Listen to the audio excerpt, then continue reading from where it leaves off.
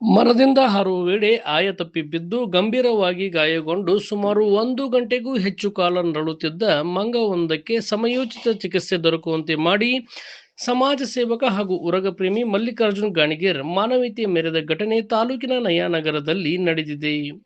ನಯಾನಗರ ಗ್ರಾಮದ ನಿವಾಸಿ ಶಿರೋಮಣಿ ಪತ್ತಾರ್ ಅವರ ಮನೆಯ ಹಿತ್ತಲಿನಲ್ಲಿ ಮಂಗವೊಂದು ಮರದಿಂದ ಹಾರುವ ವೇಳೆ ಆಯ ತಪ್ಪಿ ಬಿದ್ದು ಗಾಯಗೊಂಡಿತ್ತು.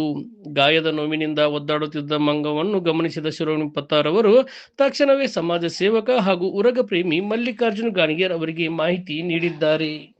ಮಾಹಿತಿ ತಿಳಿದ ತಕ್ಷಣಕ್ಕೆ ಧಾವಿಸಿದ ಮಲ್ಲಿಕಾರ್ಜುನ್ ಗಾಣಿಗೇರ್ ಅವರು ಗಾಯಗೊಂಡಿದ್ದ ಮಂಗವನ್ನು ಓಮ್ನಿ ಕಾರಿನಲ್ಲಿ ಬೈಲೊಂಗಲ್ ಪಶು ಆಸ್ಪತ್ರೆಗೆ ಕರೆದೊಯ್ದು ಚಿಕಿತ್ಸೆ ಕೊಡಿಸುವ ವ್ಯವಸ್ಥೆ ಮಾಡಿದರು. ಪಶು ಆಸ್ಪತ್ರೆಯ ವೈದ್ಯರು ಮಂಗಕ್ಕೆ ಸೂಕ್ತ ಚಿಕಿತ್ಸೆ ನೀಡಿ ಪ್ರಾಥಮಿಕ ಆರೈಕೆ ಒದಗಿಸಿದರು. ಬಳಿಕ ಚಿಕಿತ್ಸೆ ಪಡೆದ ಮಂಗವನ್ನು ಅರಣ್ಯ ಇಲಾಖೆ ಅಧಿಕಾರಿಗಳಿಗೆ ಹಸ್ತಾಂತರಿಸಲಾಯಿತು.